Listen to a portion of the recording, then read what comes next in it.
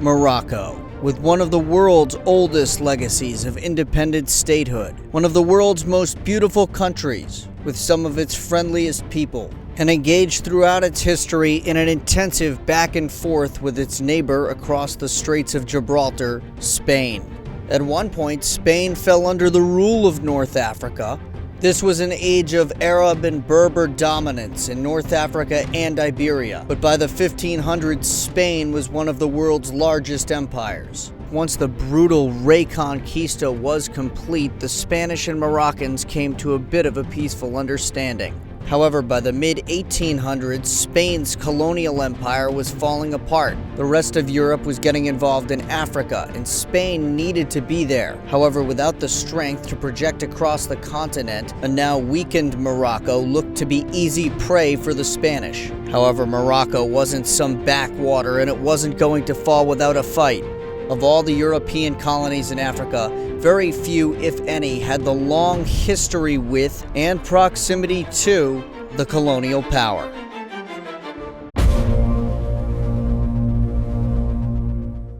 If we're going to look at Spanish Morocco, we're going to have to first take a brief look at the two remaining Spanish cities in North Africa, Ceuta and Melilla. Ceuta was originally a Portuguese city, and its now famous royal walls were constructed by the Portuguese in the 1540s. Spaniards first settled in the city during the 60-year-long merger between Portugal and Spain. When this Iberian Union ended in 1640, Ceuta sided with Spain and was later formally recognized by Portugal as Spanish territory. It has remained sovereign Spanish territory ever since, as evidenced by the darker yellow color, the same as the mainland Spanish state. We can take a quick moment to point out that all Spanish possessions in Northwest Africa that remain are considered part of the Spanish state itself and are mainly Spanish populated. Thus, the Spanish government gets to claim that these are integral parts of Spanish territory even today. Meanwhile, Melilla fell into Spanish hands in the late 1400s. As Spain began its Reconquista of the south, it established a fortress town in North Africa at Melilla, which would then be a bastion of the Spanish defense against Islamic raiders for centuries. An 18th century Spanish officer once reflected, quote, "An hour of service in Melilla, from the point of view of merit, was worth over 30 years of service to Spain." While this may have been a bit of an exaggeration, the city was dangerous, as it was one of the few European outposts in Africa for centuries. So both Ceuta and Melilla have remained sovereign Spanish territory since the 1500s. The Canaries were one of Spain's oldest colonies, dating back to the days of Isabella and Ferdinand. In fact, the Kingdom of Castile had made plans to conquer the Canaries from even before the merger with Aragon. Not only was the colony successful as a sugar plantation, but it also facilitated Spanish settlement and is one of those rare colonies where the colonizing population actually stayed and continues to live and rule the islands. This is a similar situation to the English-speaking British Falklands, which I talked about in my last video. As far as the borders go, we only show realpolitik on this channel. And there are plenty of videos available, very informative ones, about the Western Sahara Morocco situation. So if you're wondering how the Sahari state got into such a crazy shape, look that up. We will touch on it briefly at the end of the video, as it is a legacy of Spanish colonialism. Overall, though, the most important things to notice about the present-day map are Morocco's independence and the two Spanish enclaves in North Africa. Ceuta and Melilla may be islands of European civilization today, but throughout most of the 20th century, they were the home base for an entire civilizing mission, this being the official explanation of European governments for their colonial activities. Let's go back and take a look at the area at the beginning of 1860. Spain and Morocco were at war. The Moroccans had failed to sufficiently control the Rif peoples, which had staged several unprovoked attacks on Ceuta. The two sides repeatedly clashed at the Battle of Tetuan throughout February and March. The Spanish mainly won within the first 3 days, but it took until March 27th to secure victory. After a month-long armistice, Spain was granted concessions from the Moroccans. The Spanish got another coastal enclave, which they would go on to develop into the city of Sidi Ifni. However, for now this land was just a strip of desert, and as such it was not made part of the Spanish state proper. Instead, a protectorate was set up to develop the city into a Spanish colony, and eventually, perhaps, a part of Spain proper, but not yet. That's why you see it listed in the lighter color. Let's jump ahead 14 years to 1884. Now, hundreds of years earlier, the Pope had assigned spheres of influence between Spain and Portugal. The so-called River of Gold area in southwestern Morocco had been assigned to Spain, and they had attempted to start a settlement there, Villa Cisneros. It had mostly floundered in the centuries since. However, renewed colonial interest in Africa led Spain to officially settle and incorporate as a colony the territory in the beginning of the year. They also resettled and expanded 2 other settlements along the so-called River of Gold along the Sahara coast, renaming them Puerto Badia and Medina Gatel. By Christmas, the situation had changed drastically. Spain was part of the Berlin Conference, in which the European powers were divvying up spheres of influence in Africa. By this point, the Spanish Empire was weak as it had lost most of its possessions in the Americas. Spain was no longer a power player in Europe, and it would not be a power player in Africa. However, France was a major African colonial power, and it encouraged Spanish colonialism in northwest Africa, which was much more developed than a lot of the continent. Therefore, France needed help from another European country, and it was very willing to let Spain play the co-star in northwest Africa. The day after Christmas, Spain officially requested the territories surrounding the 3 new settlements to be included in its sphere of influence. Spain immediately claimed this territory as a colony, while Morocco was bullied by the French into accepting, as France had diplomatic mastery over Morocco. France also knew that it would need Spain's help if it ever wanted to colonize Morocco. The French knew that Spain would never allow a French colony across the Straits of Gibraltar. Thus, France long-term always envisioned Spain playing a role in Morocco, as we'll soon see. And so at this point, France was just fine with Spain getting involved elsewhere in northwest Africa. However, it turned out that only Villa Cisneros would actually be a permanent Spanish settlement. The other 2 were abandoned almost immediately after being founded. In a way, it looks like a little bit of a ruse to legitimize Spain's claims to the territory for the upcoming Berlin Conference. Well, in that case, it worked. Spain now had the Rio de Oro, or River of Gold territory, as its colony. The name River of Gold is a misnomer. When the Portuguese first came to the area, they were looking for the Senegal River, known to both Spain and Portugal as the River of Gold.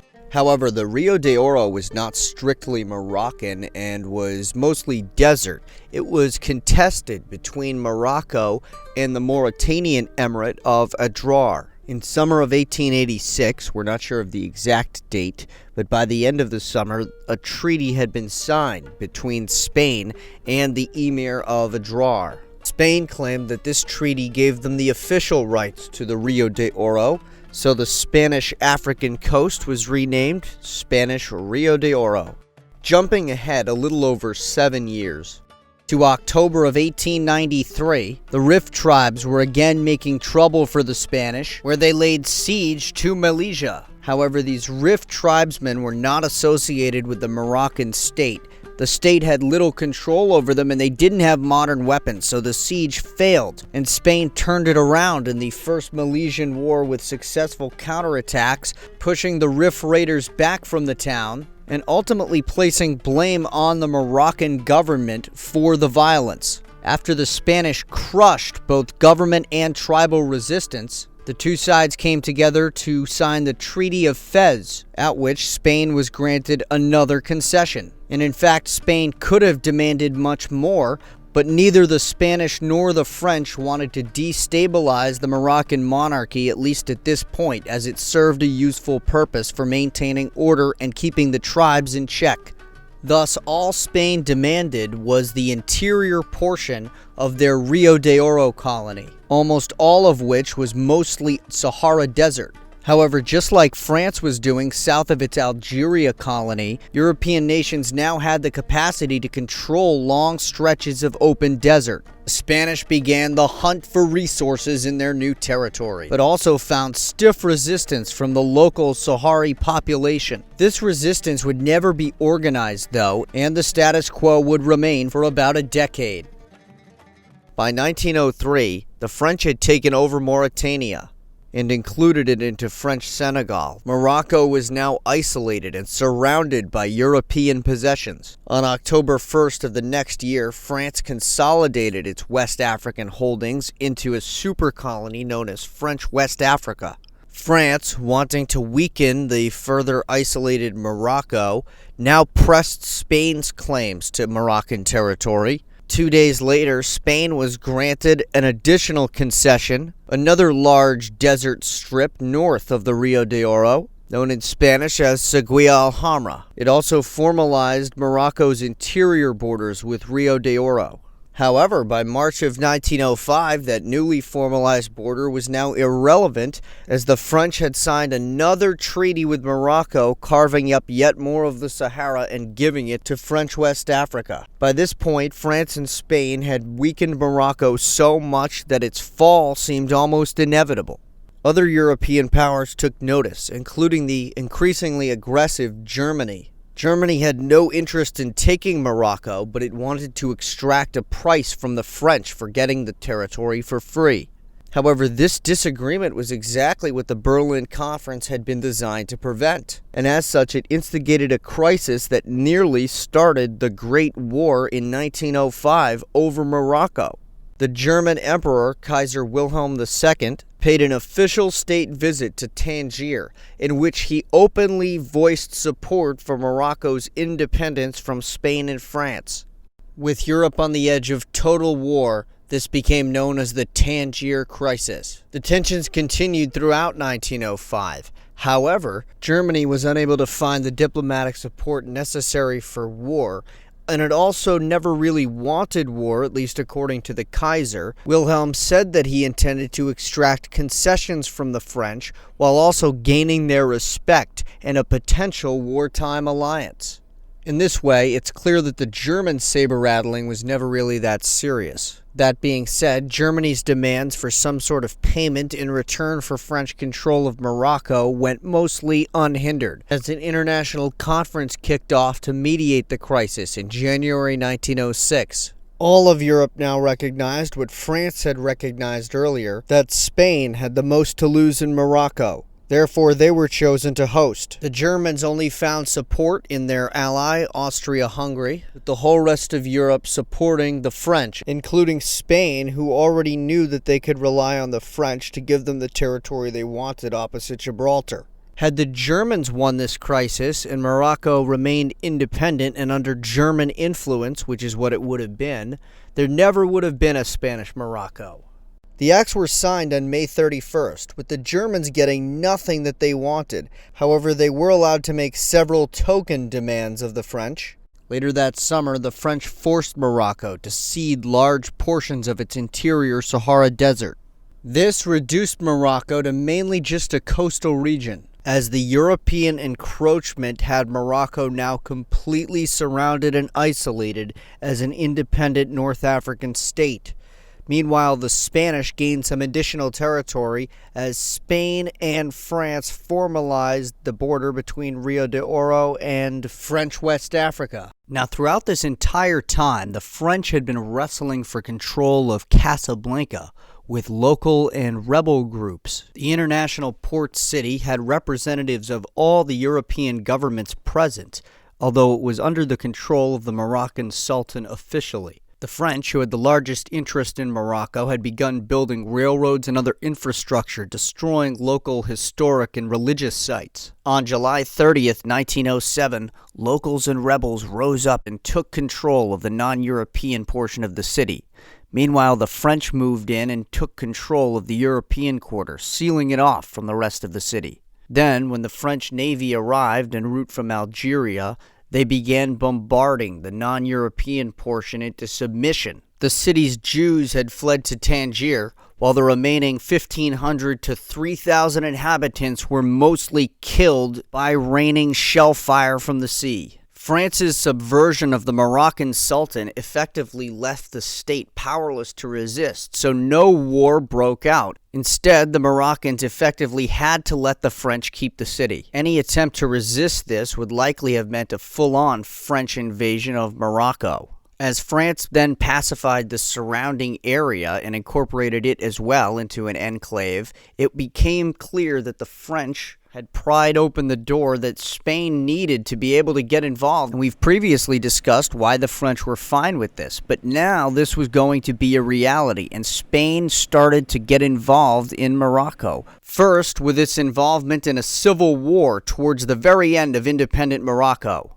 Back in 1902, Jalali al-Yusefi, a former secretary to the Sultan's brother, returned from exile in Algeria riding a female donkey, setting up shop in Taza in northeastern Morocco. Due to the French and Spanish influence on the Sultan, al-Yusefi declared himself the real Sultan of Morocco, known as Bou Humara, the one who rides a female donkey. Humara established local control over the city of Taza, establishing a brutal regime of repression in opposition to the main government in Fez. He ruthlessly persecuted the Jews and his political opponents, sometimes burning them alive in the middle of the night. In 1909, he started to expand beyond the rebellious city as the Sultan had continued to weaken around him. He then exploited those weak spots, such as the gap in Moroccan defenses between Taza and the Algerian border. As more and more tribes fell into Bou Humara's realm, the more difficult they became to control or pay off. The local Berber tribes of the so-called Moroccan Rif did not take kindly to Bou Humara's regime. Throughout 1909, the rebellious leader faced rebellions of his own within his realm. The Moroccan government in Fez took advantage of this, sending armies after him throughout the summer, including the army that captured Bou Humara's capital of Taza on August 22nd. Humara and 400 of his men were taken prisoner and marched back to Fez on foot, with only about 100 or so surviving. But as they approached the city, Bou Humara was put in a cage, put on a camel's back, and put on display as the procession marched into the city. Humara was executed, with some sources claiming that he was thrown into the Sultan's lion pit, while others say he was executed in Russian style with a bullet in the back of the head. On the surface, it appeared that Morocco now had some level of its sovereignty back. But hidden in the story of Bou Humara is the fact that Humara gave mining concessions to the Spanish in northeastern Morocco. While this had temporarily helped Humara boost his fledgling state, it now gave Spain a foothold in Morocco proper, where Spanish mining production in the northeast of the country could be closely monitored from Melilla. Local resistance to European influence in the country actually had the counter effect of increasing the Europeans' presence. In April 1911, a rebellion in the capital of Fez sprang up against the Alawite Sultan Abd al-Hafid, mainly due to the Sultan selling out of the country to the French and Spanish. To preserve his own power, the Sultan had to call on who else but the French to come in and quell the rebellion. On May 11, 1911, French troops landed and occupied the present-day Moroccan capital of Rabat. From there, the French combined with Moroccan allies and land forces from French Casablanca to crush the rebels sieging the city of Fez and secure the continuity of the Alawite dynasty and its dependence on France. The French seized the Moroccan capital, crushing the rebellion just 10 days later on May 21st. Although the Sultan remained the head of a nominally independent country, Morocco had essentially been turned into a landlocked puppet of the French administration, which now controlled the country's capital, Fez. The Spanish took this as a cue that it was time to start carving out their sphere of influence. On June 5th, the Spanish troops occupied Larache and Alcazar. However, another French crisis with Germany, this time in the southern portion of Morocco, saw France force Spain to agree later that month to stop any further advances in the north of the country, at least until the French-German crisis was over. After months of German gunboats docked off Agadir, the two sides came to an agreement on November 4th. Just like the previous German-French-Morocco crisis, the Germans extracted concessions in return for continued French influence over Morocco, this time allowing them to maintain the military occupation. For Spain, this likely meant they would have to give up more concessions in their area of Morocco purely because France had to sacrifice to Germany in their agreement. Meanwhile, just a month earlier, the Spanish had formalized the protection of their mining interests by creating an army of native Moroccans to fight for Spanish interests. Formed in Melilla and later expanded to Ceuta, the Fuerzas Regulares Indígenas were formed for this purpose and remain active in Spanish Ceuta and Melilla even today. So at the start of 1912, the writing was truly on the wall for independent Morocco. Its neighbors, the Spanish, now encroaching from the north, with a stronger European power already occupying its capital. It was shaping up to be a year that independent Morocco would not see the end of.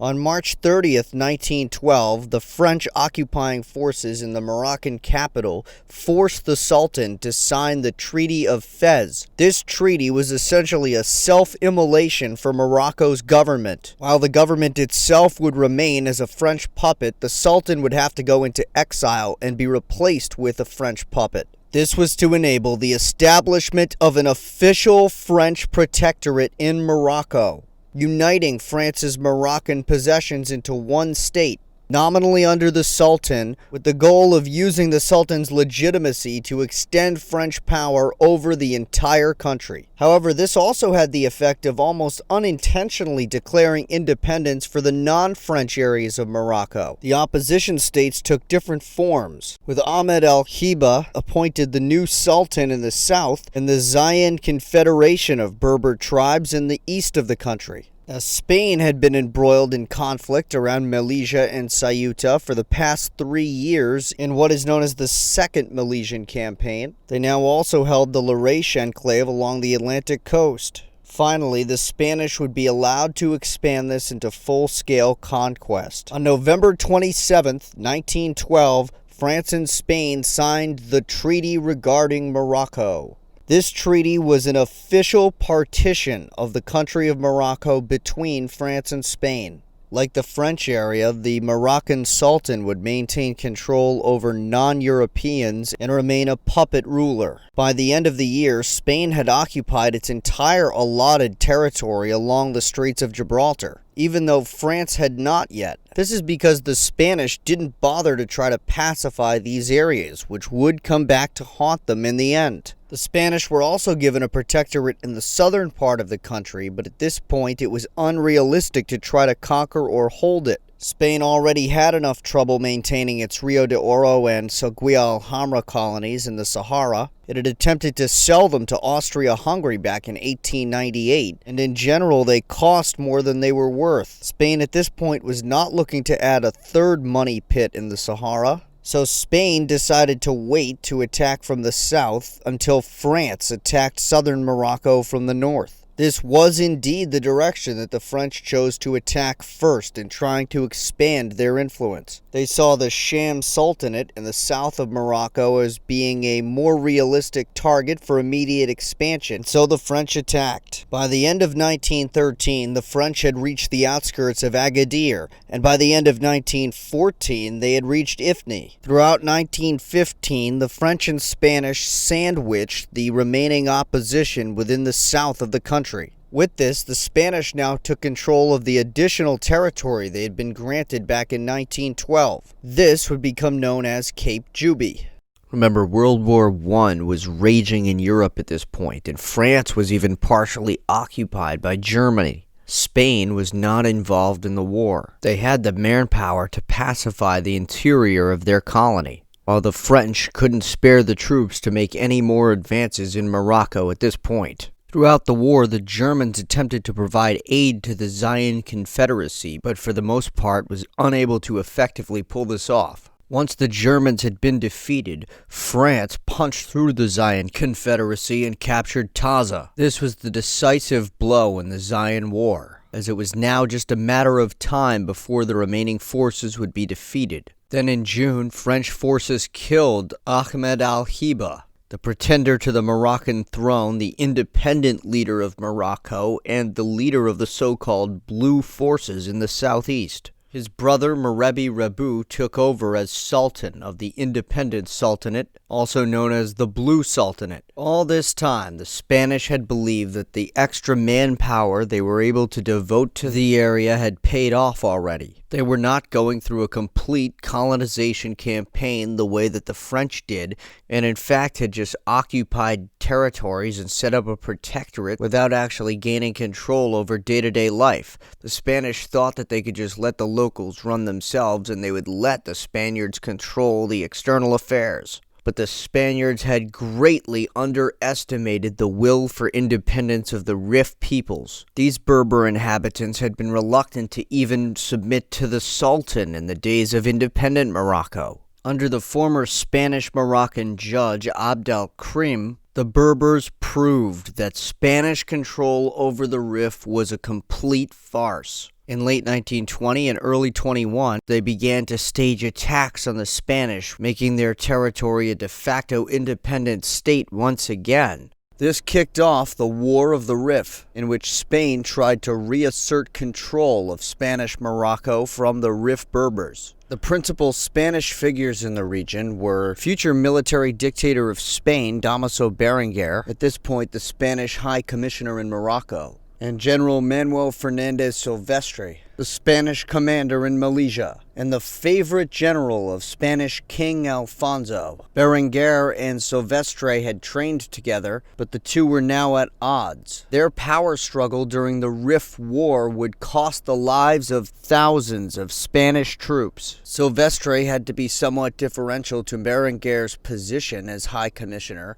Meanwhile, he outranked Berenguer in the army and also had the favor of the king, meaning Berenguer had no effective way to hold Silvestre accountable. Certainly neither man was leading from the front as the campaign kicked off in January 1921. Silvestre attempted to rapidly take back territory, building forts wherever possible and advancing further and further into the Rif. Krim sent Silvestre a letter, reportedly saying that if he crossed a certain boundary, reportedly the Omicron River, that he would be killed and his men slaughtered. Well, his men did include 5,000 regulares. What would they do? Would they join the native Berbers, or would they stay loyal to the Spanish crown? Silvestre dismissed Krim to the Spanish media as, quote, a crazy Berber. Krim pulled his forces out of the valleys to allow Silvestre's forces to essentially enter a trap.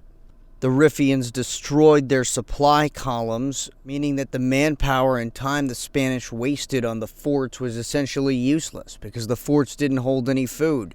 The Spanish had now advanced hundreds of miles into the Rif with no supply column behind them. As they crossed the river that Krim had laid out as the boundary for which Silvestre would die if they went any further, the prediction came true in more ways than one as the regulares turned on the Spanish. Now, by this point in the journey, many of the Spanish troops had either been killed or injured. Thus, the force was largely regulares with Spanish commanding officers. Well, those regulares turned on their Spanish commanders and murdered them in cold blood, fleeing to the Rif Republic and joining the forces of al-Krim. Silvestre hadn't gone there, but the prediction was essentially true. If he had been, he would have been murdered in cold blood by the Riffians. However, this did not deter him from sending another force deep into Riffian territory. They took position at Iguriben and once again were cut off by the Riffians, who had destroyed their supply lines and approached them from behind. The French at this point roasted the Spaniards, saying that they didn't understand the intricacies of the Moroccan population and that this was not some unintelligent people. Silvestre and even Berenguer didn't train their officers properly, and they were more often seen at brothels than at the academy. The same was true of the Spanish conscripts who just wanted to go home to Spain. This left the regulares, but they could not be trusted at this point in the war, given what had just happened. Amazingly, at this point, the Spanish King Alfonso, in the same fantasy world as Silvestre, sent his favorite general a message: "Hooray for real men! A congratulations, sending more troops in and taking Iguarebin, never mind that they had been cut off." Well, disaster would befell these true men who were slaughtered in their thousands by the surrounding Riffian army. However, the Spanish mistakes didn't stop there. Silvestre, when he heard that they were surrounded, sent in a relief force of 3,000 men. Once the Riffians had finished off the Spanish in Iguarebin, they ambushed and surrounded the relief force, slaughtering all 3,000 men. The third Spanish ambush defeat in 2 months. The last two had produced a total of just 2 survivors between them, both coming from Iguarebin. On July 22nd, the Riffians attacked the Spanish encampment at Anual. This is where Silvestre and his headquarters were located. The Riffians attacked early in the morning before fading back into the mountains before the Spanish could respond. This is where Silvestre's bold ways came apart. Berenguer had at this point already begun gauging support for a possible coup against King Alfonso, specifically for his support, no matter the cost, of Silvestre. The king had backed Silvestre through defeat after defeat, but Berenguer decided he was at this point in no position to move, and so just waited and allowed Silvestre to make a mistake. Silvestre made a huge one, the biggest one yet. He was spooked by the Riffian attack, and he ordered a full retreat back to more secure territory. The hastily put together, disorganized retreat left the Spanish wide open to attack, and the Riffians were right there waiting as soon as they left the fort. The Spanish were in no formations to fight whatsoever, and they were surrounded by the Riffians. The 5,000 Spanish troops, with Silvestre looking on, were a helpless mass, even against the lightly armed. The Riffians weren't even that lightly armed anymore, due to the capture of Spanish artillery. Silvestre panicked and ran the other way, reportedly yelling, "Run, run, the bogeyman is coming." Silvestre then reportedly committed suicide as over 5,000 Spanish troops were slaughtered. The Riffians began pushing the Spanish back from the forts they had set up throughout the outer Rift valleys, as over 10,000 more Spanish troops would be killed in various battles through August 9th. The Riffians also took over 300 prisoners. Spanish King Alfonso would later ransom these prisoners back in 1923. But first, the Riffians officially declared their confederacy to be a republic on September 21st. Abd el-Krim transitioned from the emir of the Rif Confederacy to the president of the Rif Republic. As president, he negotiated that prisoner exchange in 1923. In August 1923, the Spanish warship Juan de Joanes was sunk by Riffian artillery, prompting a huge explosion of Spanish outrage at home as soldiers refused to board ships taking them to Morocco, while many protesters against the war and leftists waved Rif Republic flags. As the division intensified throughout the summer, the Spanish military knew that it had to take control of the situation if it wanted to not lose control of both Spain and Morocco. As such, on September 13th, King Alfonso backed a military coup led by General Miguel Primo de Rivera. Primo de Rivera's coup was inspired by Mussolini's coup a year earlier in Italy, as that had been a royal-backed coup as well. However, Primo de Rivera was non-ideological. He was a military dictator who had strict censorship imposed over the country and banned all political parties, aside from the syndicalist party that the military dictatorship created, the Patriotic Union. He promoted Francisco Franco to the youngest general in Europe and instituted a campaign of chemical weapons attacks to take back the Rif. In the summer of 1924, the Spanish began using illegal chemical weapons attacks, reportedly dropping over 1,200 mustard gas bombs per day on the Riffians. The disasters of the Rif War left Spain with very little leverage against France and Britain when it came to negotiating the status of Tangier. On the 14th of May, the city-state officially began its life as an independent international zone guarded by French, Spanish, and British troops. Tangier was a great deal more successful than other independent city-states of the era, such as Danzig or Fiume. Still, the Spanish were stuck in mud, and Primo de Rivera considered the Rif War to be somewhat hopeless. However, it would actually be Al-Krim who would open the Riffians up to destruction. On April 12th of the next year, 8,000 Riffians attacked the French border. The initial attack devastated the French, who were caught off guard, seeing 2,000 dead or missing in this initial engagement. The French now agreed to help the Spanish destroy the Rif Republic. On May 8th, over 123,000 troops of a combined French and Spanish force invaded the Republic of the Rif. The French also began using aerial mustard gas bombs. So this campaign turned into something very dark very quickly. The outnumbered Riffians held on for over a year, even as the Spanish had now cut them off from the sea. Ultimately, though, it would be the French who would enter the city of Ajdir and force the final surrender of Al-Krim. This meant that the Spanish dictatorship of Primo de Rivera couldn't even claim any sort of trophy when it came to the so-called victory in this Rif War. While the war still bubbled up anger in the civilian population of Spain, the lasting effects of Spanish control could now be exercised, with Spanish Morocco now firmly back in King Alfonso's control. Miguel Primo de Rivera had brought economic reforms to Spain that had seen a boom after the end of the Rif War for several years. However, the good times were running out by 1930, and on January 30th of that year, Primo de Rivera, with the country now slipping into the Great Depression, would resign as Spain's military dictator after his military leaders showed him indifferent support in a meeting. Alfonso replaced him as military dictator with Berenguer, who repealed the most extreme and repressive of Primo de Rivera's policies. This so-called dicta blanda lasted just over a year. On February 14, 1931, Berenguer resigned. Among continued economic turmoil, Admiral Juan Bautista Aznar Cabañas, a favorite of King Alfonso within the Navy, was made the successor as military dictator. However, the economic conditions continued to get worse, and King Alfonso was informed in early April that his popularity, including amongst the army, was severely slipping. As such, the king felt the only way to continue to legitimize his rule would be to call for local elections.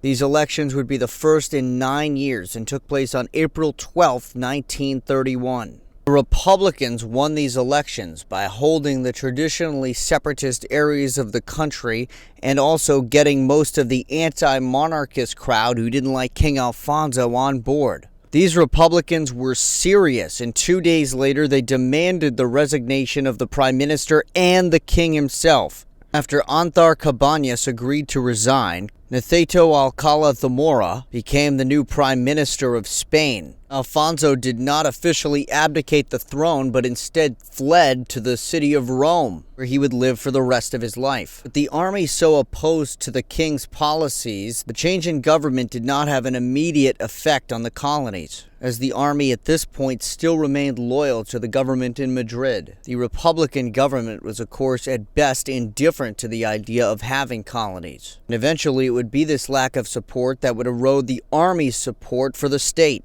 Meanwhile, the French were now advancing on the final pocket of Merebi Rebu's alternate sultanate in Morocco. That year, they had destroyed the end of the Zion remnant, and by spring 1934, they had conquered the remaining native territory in Morocco.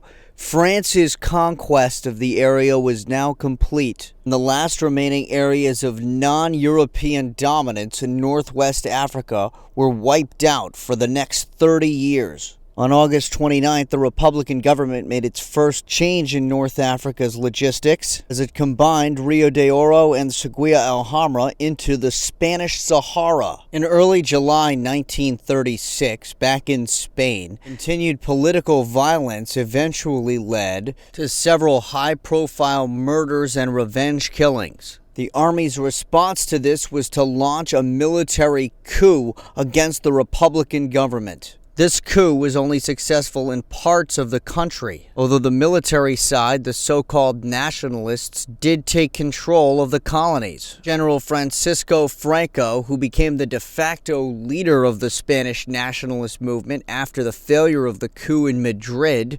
invaded mainland Spain across the Straits of Gibraltar. Now, we've been ignoring Britain's Gibraltar territory to this point.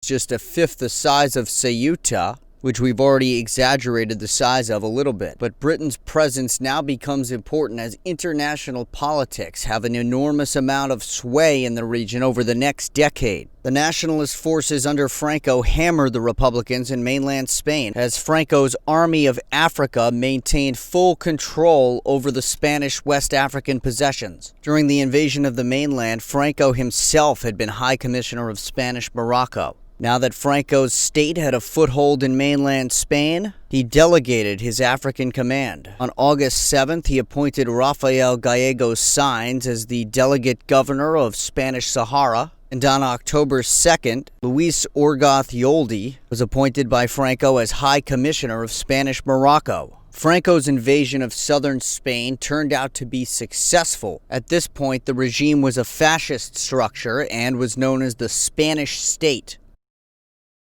Franco's government changed the symbols and flags during the years of the Civil War and immediately after, before finally settling on a design similar to that of past monarchist flags, with the red, yellow, red pattern being brought back. In September 1939, World War II started in Europe, with France and Britain both being heavily involved in the early stages. Neutral Spain found belligerents on all sides. However, the French colonies in Africa would be left defenseless, as France had to bring most of their army home to defend against the Germans. Franco now realized that Spain had the opportunity to become the preeminent power in Northwest Africa if the French were to be defeated. Although Franco was sympathetic to his fascist brethren in Hitler and Mussolini, he was hesitant to accept any plan which involved Spain joining the Axis. Not only had they just gotten out of the Civil War, but Spain had way too much to lose in terms of Atlantic trade. Franco demanded a price for joining the Axis, which included huge French concessions in Northwest Africa. The German leader Adolf Hitler hoped that Franco would back down once France was finally defeated and they came to the table. Paris fell to the Germans June 10, 1940. Spain marked the occasion by occupying Tangier on the very same day. By this point, Italy, the Netherlands, Portugal, and Belgium had joined the Tangier Council. Spanish nationalists called for Franco to officially annex quote-unquote Spanish Tangier. After guaranteeing the protection of the international representatives in the city, Spain officially annexed the territory, not to Spain, but to Spanish Morocco on November 23rd. And as he met with Hitler that fall, Franco used this as a jumping-off point to demand the large portions of French territory that he had previously requested. Franco was essentially demanding that he be compensated for the potential loss of the war. He needed to be given a territory large enough and valuable enough that it could withstand the loss of World War II, or to be given a guarantee of British surrender to Germany and thus the end of any threat. In any case, Franco did not join the Axis and did not get the territories he requested, as Hitler needed to balance the interests of Franco's Spain with that of Pétain's France. Both countries were devastated by war and were looking to shore up their colonial interests. Germany essentially helped France and Spain keep their distance from each other, at least at this point in the war. Thank you so much for watching. Don't forget to like and subscribe, donate on Patreon, and stay tuned for part 2 of our Spanish Morocco video. For now, thanks for watching. I'm Alex. I'm out.